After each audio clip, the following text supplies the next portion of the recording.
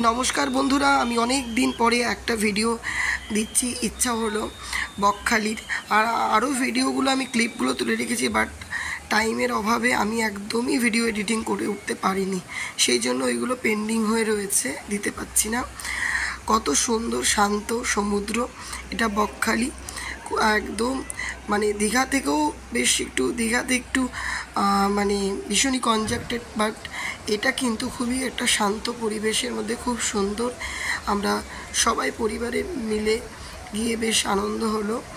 দেখো কত সুন্দর সমুদ্রটা, এটা হলো বকখালির সি বিচ। এখানে আমরা 2 ডে অ্যান্ড 1 নাইট আমরা স্টে করেছিলাম।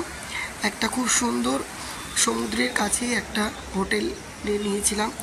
খুব দারুণ ভিউটা, আর এত সুন্দর মানে সমুদ্রর হাওয়াটা বিশেষ করে, যেটা খুবই ভালো লাগছিল। সবাই মিলেই গেছিলাম আর সকলেরই ভীষণ ভালো লেগেছে।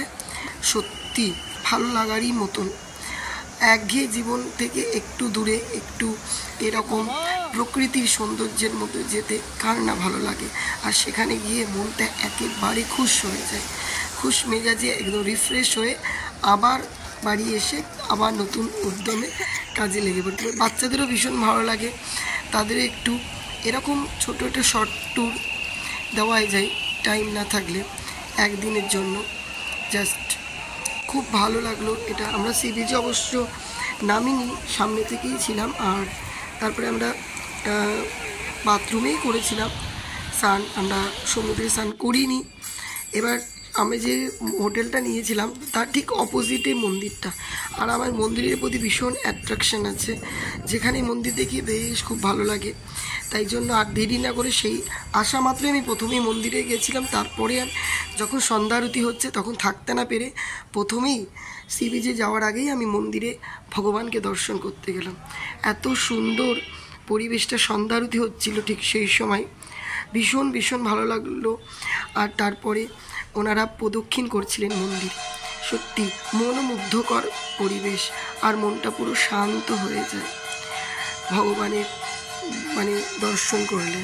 হরে কৃষ্ণ, রাধে রাধে, হরি বল, এই কথাটাই মুখ থেকে বেরিয়ে আসে। যেহেতু আমরা ভীষণ ভগবান শ্রীকৃষ্ণ ছাড়া আমরা সৃষ্টিকর্তা, আমাদের আমরা কিছুই নই। দেখতে পাচ্ছ আমরা আবার সি বিচে চলে এসেছি। এটা কিন্তু অন্য একটা সি বিচ, সেটা হলো একটু সাইট সিন। একটু ওখান থেকেই আমাদের হোটেল থেকেই লজ থেকেই আমরা একটু এগিয়ে গিয়েছিলাম, গিয়ে ওখানে দেখলাম খুব সুন্দর। এটা অনেকেই বলছিল ভাঙা বাড়ি সি বিচ, এটা মানে অনেকটা উঁচু। আমরা অনেক কষ্ট করে ওপরে উঠে একদম ঢাল মানে নিচে নেমে, এটা একটু অন্যরকম। মা গেছিলো, মা তো কিছুটা উঠেই আর নামার সাহস পায়নি, আবার নেমে চলে গেছিলো, যেহেতু অনেকটা ঢাল। খুবই পলি মাটিগুলো একদম মানে পাগুলো গেঁথে গেঁথে যাচ্ছিলো বসে বসে, মানে রিক্সের ব্যাপার, ভীষণ রিক্স। বয়স্ক মানুষদের পাওয়ার মানে যাওয়ার পক্ষে ভীষণই ক্রিটিক্যাল, অনেক কিছু হয়ে যেতে পারে, বাট রিক্সটা না নেওয়াই ভালো। আমরা গেলাম সাহস করে, খুব সুন্দর ভিউটা। সেখানে একটু ক্যামেরা বন্দি, একটু কটা ক্লিপ করে নিলাম। খুব ভালো লাগে আমার প্রাকৃতিক সৌন্দর্য, ভালো লাগে। এই শহর থেকে অনেক দূরে প্রকৃতির সৌন্দর্য, এই সমুদ্রের ঢেউ, হাওয়া, খুব সুন্দর একটা রিফ্রেশ মাইন্ড নিয়ে বাড়িতে ফিরে এসে আবার নতুনভাবে নতুন করে সমস্ত কিছু ফুল এনার্জি নিয়ে আবার কাজে লেগে পড়া, নতুন উদ্যমী। সমুদ্রের যে হাওয়াটা সেটা কিন্তু খুবই স্বাস্থ্যকর বন্ধুরা। সত্যি তোমরাও ঘুরে আসতে পারো বকখালির, আর সাইট সিনগুলোও ভালো দেখে আসতে পারো খুব কম সময়ে, খুব সুন্দর কলকাতার মধ্যে। আমি তো যাবো করে যাওয়ার প্রোগ্রাম করে করে ক্যান্সেল করে অনেক করার পরে তারপরে ফাইনালি পৌঁছাতে পারলাম বকখালি সি বিচ। তারপরে আমরা আরও অনেক সি বিচে গেছিলাম, সেটাও তোমাদেরকে দেখাবো। সেটাও নিয়ে একটা স্টোরি আছে, শুনছিলাম। হেনরি সি বিচ, সেটা হচ্ছে, এটা ওখানে কিন্তু চোরা বালি, চোরা স্রোত আছে। আমি এখানে ভগবানের নাম লিখছিলাম, রাম।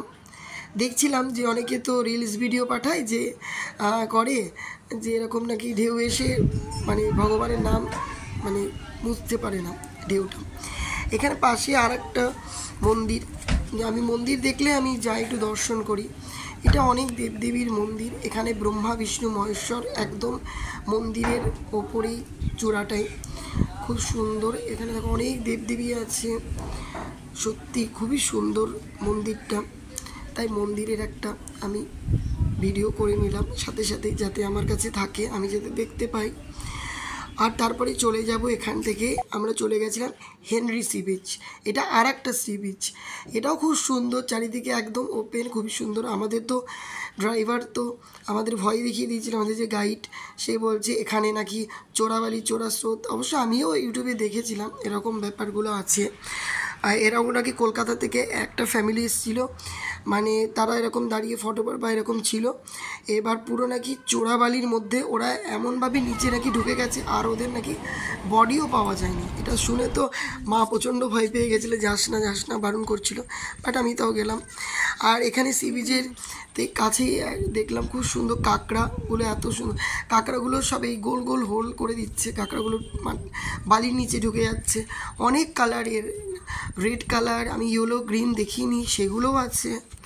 ছোট ছোট ছোট ছোট কাঁকড়া প্রচুর, কি সুন্দর লাগছিল, গোলাপের পাপড়ির মতো লাগছিল কাঁকড়াগুলো। অনেকক্ষণ বেশ দাঁড়িয়ে দেখলাম আমি আর আমার ছেলে, ভীষণ ভালো লাগলো।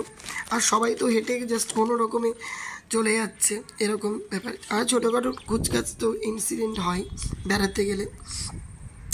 যাই হোক, সব মিলিয়ে আমাদের ট্যুরটা খুব ভালো লেগেছিলো আমাদের, দারুণ।